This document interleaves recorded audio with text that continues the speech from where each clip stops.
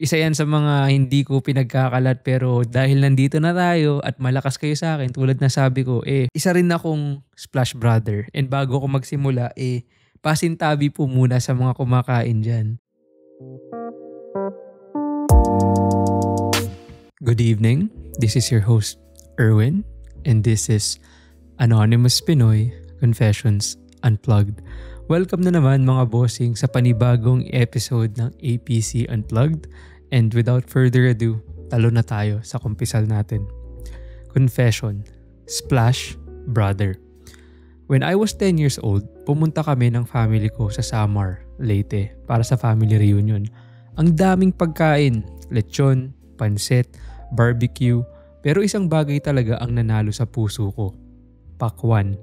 My favorite, my weakness, my downfall. Kumain ako ng slice after slice na parang hindi ako nakatikim ng pakwan buong taon. Ang saya-saya ko hanggang biglang nagsalita ang tiyan ko. Francis, it's time. Tumakbo ako papuntang CR parang Olympic sprinter. Pero pagdating ko doon, sinalubong ako ng pinakamalupit kong kalaban, ang pila. Isang CR, 20 kamag-anak. Zero mercy. Nag-antay ako, clenching for dear life. Sumasamba na ako sa lahat ng santo na kilala ko at pati sa mga hindi. Pati kambing sa likod bahay, nilabasan ko ng hinaing. Finally, turn ko na. Pumasok ako sa CR, sinara ko yung pinto, tapos sinubukan kong ibaba agad yung shorts ko ng mabilis. Pero hindi pala ako ang gumagawa ng desisyon. Bago pa man ako makaupo, boom! Splash Brother. Parang Steph Curry. Pero hindi sa bowl, kundi everywhere.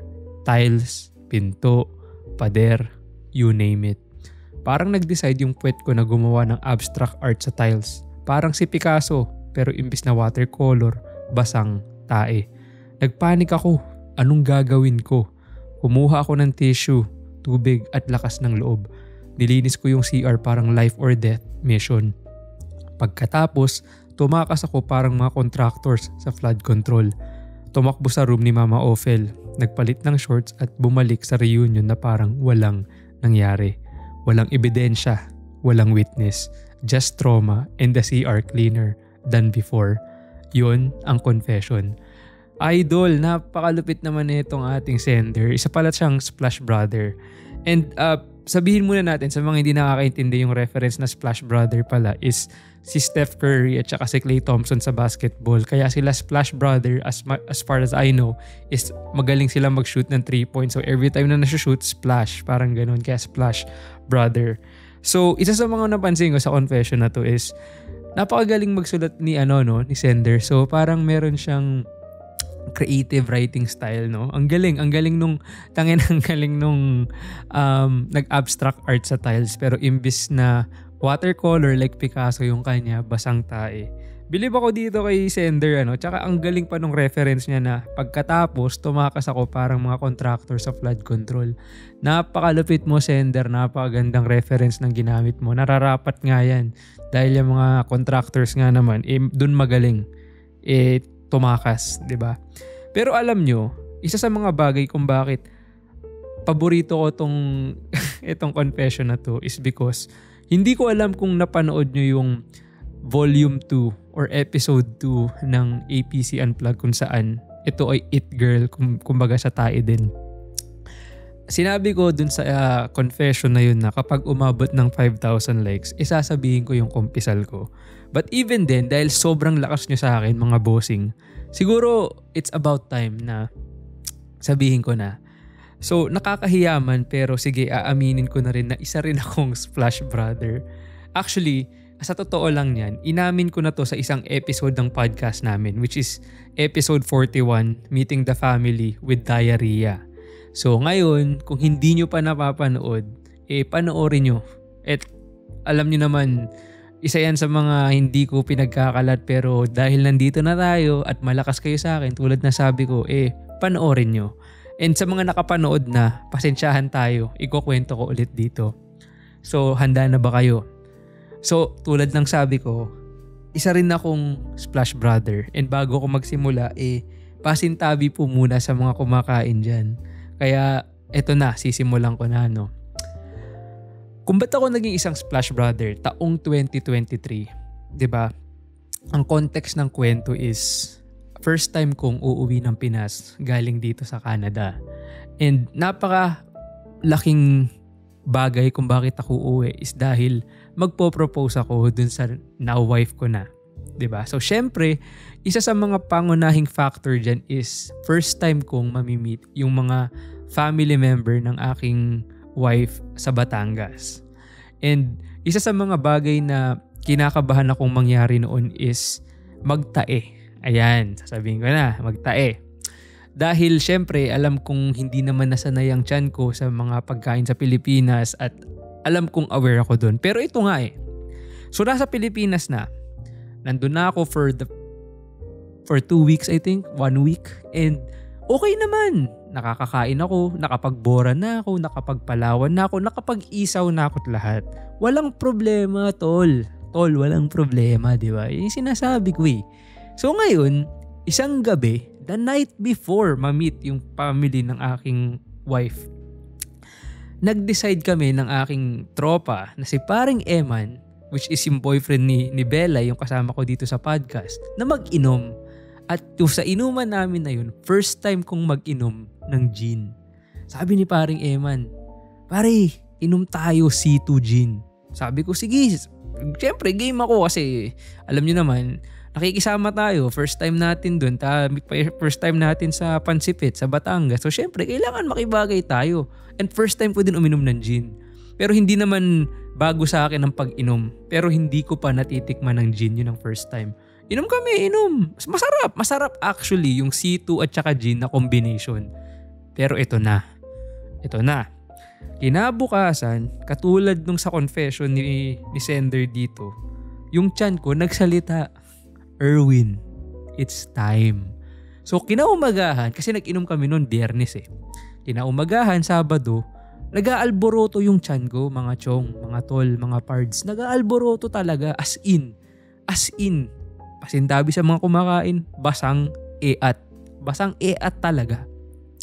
So ngayon, imimit namin yung family ng wife ko sa ospital kasi meron silang binibisita doon na kamag-anak. So bibisita kami doon sa kamag-anak nila and lahat sila nandun kasi yun yung pinaka madaling kitaan kung saan pwedeng, kumbaga yun yung pinakagitna kasi hindi ko alam kung tama ang intindi ko sa Pansipit tapos nandun pupunta kami sa Lipa kung saan malapit na sa Batangas City or iba pang parte ng Batangas. So sa Lipa kami magkikita. So ngayon, ito ang nangyari. So bago kami pumunta dito sa ospital, hindi ko to makakalimutan mga chong. Basta ospital sa Lipa. So ngayon, nakaapat na ako. Nakaapat na akong dumi sa bahay mga tol. 4 na. Siguro sa loob ng 3 oras nakaapat na ako.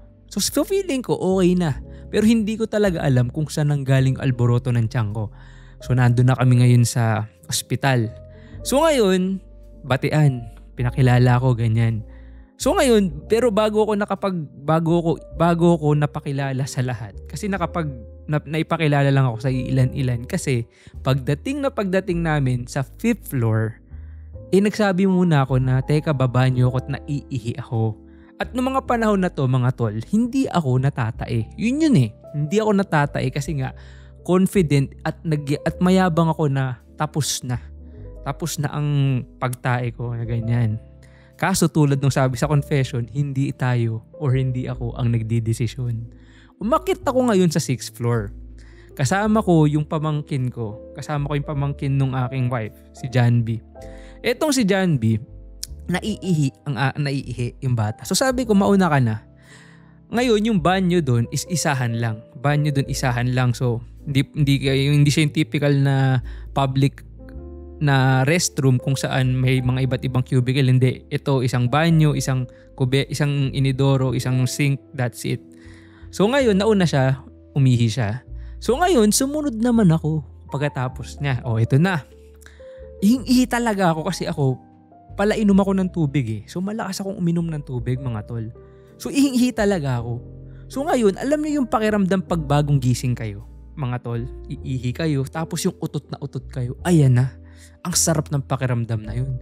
Ihing-ihi ako, sabay binanatan ko, pinilit ko yung utot ko lumabas. At putang ina, nagkaroon ng abstract art sa tiles mga tol. Nagulat ako mga tol, nagulat ako. May lumabas, sumirit parang ganun kalakas. Hindi ko inaasahan mga tol dahil hindi ko nga siya nararamdaman. So ngayon namutla ako. Ito pang malupit mga tol. Yung kubeta, walang tissue. Tapos may bidet pero wala ring sabon. Anak ng puta naman. Saan ka nakakita ng ospital, walang sabon, walang tissue pero may bidet? Pero putang ina, mahal pa rin ako ng Panginoon. Alam niyo kung bakit? Meron pa ring bidet. So ito na nga, nagkaroon ng abstract art sa tiles. Ayan na. Sumirit. Siguro mga 3 tama sa tiles. Tapos meron yung hita ko, meron yung paa ko. Anak ng puta, sabi ko, shirt. Tapos, ang malupit pa niyan, etong pamangking ko si John B. katok ng katok. Tito Erwin, tumatay ka na yata dyan eh. Anak ng puta naman, please. Hayaan mo muna ako mag-isip. Hindi kasi ako makapag-isip dahil sobrang namumutla ako. So ngayon, natataranta na ako, natuturete na ako. Ngayon, sabihin ko pa sa inyo, ang shorts ko noon kakulay neto. Ganito para siyang heather gray. So light gray. So tagus talaga, tagus. So ngayon, kitang-kita yung mancha sa shorts ko. Aba putang ina, ngayon naisip ko paano ko to lalaban, paano ko lilinisin yung sahig. So ngayon, ito ang ginawa ko mga tol. Syempre, kailangan natin makapag-isip under pressure. Yan. Ang una kong ginawa is naghanap ako ng tissue. Kinain ko na yung pride ko. Meron akong nakitang tissue sa loob ng kubeta na gamit mga tol. Kinuha ko, pinahid ko sa sahig. Anak ng puta naman.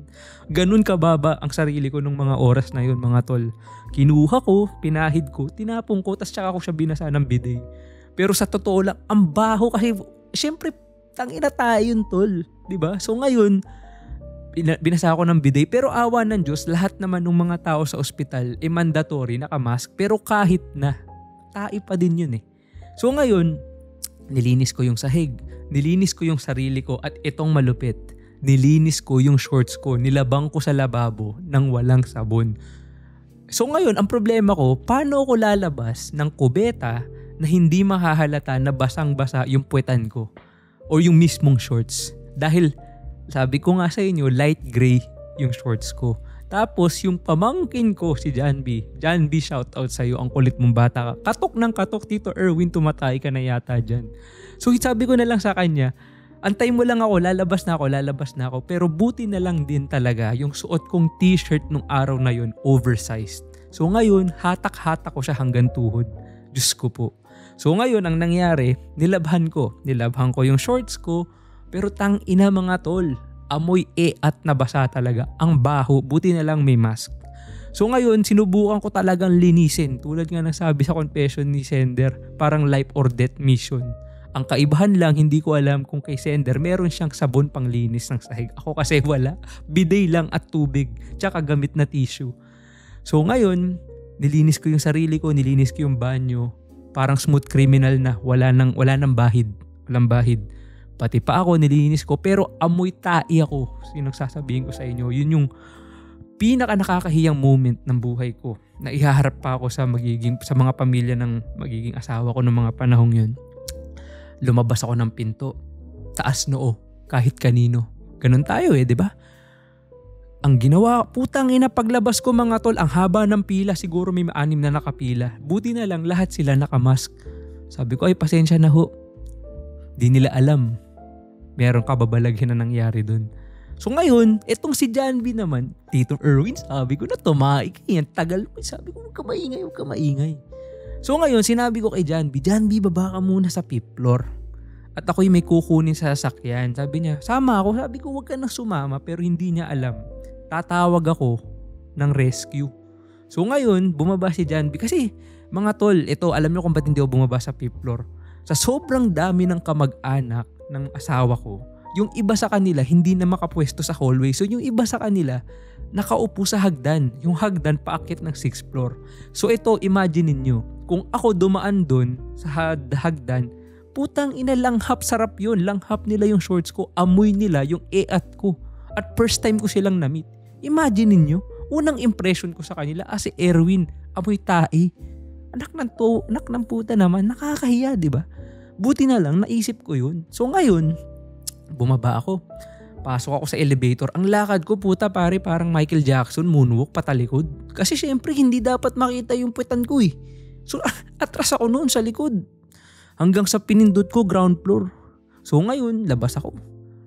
Sandal ako sa pader, pare. Sandal ako sa pader, tol. So ngayon, ang problema ko ngayon, hindi ko makontak yung asawa ko dahil nga walang signal.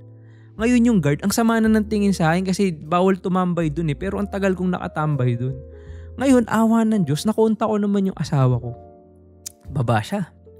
Sabi ko, babe, meron ko bang alcohol dyan? Kasi meron siya yung, alam niyo yung ini-spray na alcohol, yung nabibili yata sa Watsons. Parang ganun.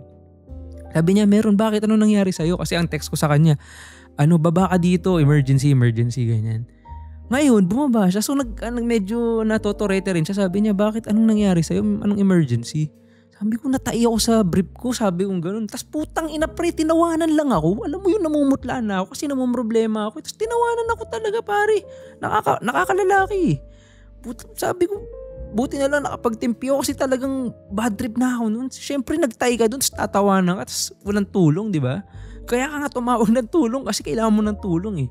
Anyway, binigyan niya ako ng alcohol niya. Inispray ko sa buong katawan ko. Sabi ko sa kanya, hindi naman ako familiar sa lugar kasi nga ang tagal ko nang hindi umuwi ng Pinas noon at hindi rin ako taga Batangas. So sabi ko, i-search mo sa Waze, i-search mo sa Google Maps, Apple Maps, lahat ng mapa, i-search mo. Pupuntahan natin yung pinakamalapit na SM o Robinson. Bibili ako ng brief ka ako o tsaka shorts. Buti na lang, awa ng Diyos, ang katabi palang yung katabing building o yung katabing establishment sa kabilang side, Robinson's Lipa. So yung hospital pala, naalala ko na Mediatrix, Diyos ko po, hindi ko makakalimutan talaga yung experience ko na yun. So ngayon, awa ng Diyos, napakabait pa rin talaga ni Lord kasi ito yung Mediatrix, pader, Robinson's, lakad kami. Mga tol, lakad kami. Sabi ko, di bali na ako may snatcher sa likod. Kaya mo, di niya ako ni-snatch kasi may tae ako sa likod. Sabi ko sa asawa ko, dito ka, tumayo ka lang sa likod ko. Para hindi nila makita, meron akong bakas ng sa likod. Bakas ng kahapon. Di ganun, magkasunod kami. Para kaming tanga kasi sinusundan niya ako sa likod niya. Sinusundan niya ako sa likod ko. Hanggang sa pagdating sa mall, punta ka agad ako sa department store. Sabi ko kahit anong brief yan, tsaka shorts, kahit magkano bibiling ko. Ang unang tinamaan ng mata ko, bench body. Di bumili ako bench body pare. Binili ko agad yun. So ngayon sabi ng asawa ko, paano ba yan malalaman nila na nagpalit ka ng shorts? Sabi ko, wais ako eh. Di binili ko kaparehas na kulay pare. Parehas light gray. Sige ngayon, nakabili na ako. Akit ako sa banyo ngayon, pare. Akit ako, palit. Masama yung loob ko kasi favorite ko yung shorts ko na yun. Yun yung isa sa favorite ko na nabili ko sa H&M, mga tol. So ngayon, palit na. Hindi ngayon, nagbabad ako ng alcohol. So, amoy alcohol. So, balik na ako dun sa ospital ulit. So, ngayon, hinahanap na kami. Siguro may mga 30 minutes to an hour kami nawala. Hinahanap na kami kasi nga gusto nga ako ma-meet for the first time eh. So ngayon, nandun na. So, ayan na, Erwin, ganyan. Hey pala, nice to meet you for the first time. Nakakahiya mga tol, buti na lang talaga. Nagawan ko ng paraan. Kasi isipin nyo, kasi lahat sila humahag eh. Hindi nila alam, galing ako sa tae. Hindi nila alam, nagtae ako. Imagine niyo na lang. So ngayon, doon ko nasukat ang resilience ko pagdating sa pagtatae. Parang si Sender. Kaya yan ang isa sa mga kumpisal na hindi anonymous na nanggaling sa akin. At dahil nag 500k tayo, utang na loob ko sa inyo yan. Kaya yun, sa mga kapamilya ko po dyan, ngayon na hindi po nakakaalam, yan po ay isang istorya na hindi nyo po alam nung first time ko kayong na-meet sa Batangas. Pasensya na po kayo at yan po ay purong katotohanan. Kaya yun po, at saka sabi ko nga, ito'y pinag-usapan namin sa episode 41 sa podcast. Ilalagay ko yung link sa description. Pasintabi sa mga kumakain, pasensya na kayo at medyo yung emotions ko pag kinukwento ko to as in hanggang ngayon natatawa pa rin ako tsaka hindi ko siya talaga makakalimutan kasi paano makakalimutan? Yun yung unang uwi mo sa Pilipinas, syempre excited ka. Tapos pag alis mo, ang maaalala mo, putang ina, yung unang uwi ko sa Pinas, nagtae ako. At yun pa yung meeting the family. 'Di ba? Syempre tatatak sa'yo yun. 'Di ba? Kahit sino naman eh. Ewan ko to, mga tol, ewan ko kung na-enjoy nyo yung confession ko na yun. Sorry sa sender, nasapawan yung confession mo ng sarili kong confession, pero hindi ko maikakaila na parehas tayong Splash Brothers. Kasi nga, Splash, para ring Picasso, pero imbis na watercolor, basang tae. Anyway, I hope na enjoy nyo itong episode na to ng malataing kumpisalan. And again, this is your boy, Erwin. And until next time, peace.